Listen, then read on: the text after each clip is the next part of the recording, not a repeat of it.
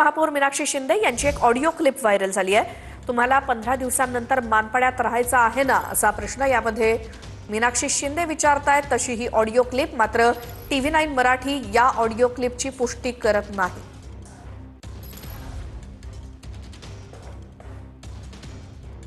फालतू message bogus account खोलून यांच्या दम नाही तर हे लोकांनी कशाला करायचं।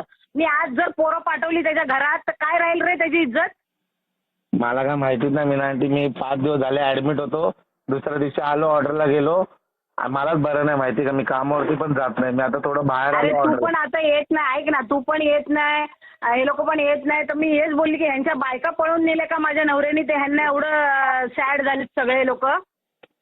नाही ना मीनांटी, मला खरंच नाही बरं नाही वाटत आहे, माहिती का। मी आता पण आज ऑर्डरला आलोय आणि थोडं बेलापूरला काम होतं म्हणून इथं नवी मुंबईला आलोय। त्याच्या आईला ऐक ना, त्याच्या आईला फोन कर, त्याच्या बहिणीला फोन कर। मी आता उद्यापासून असं चालू करेल की बायका घरात पाठवून मारायला लावेल मी त्याला।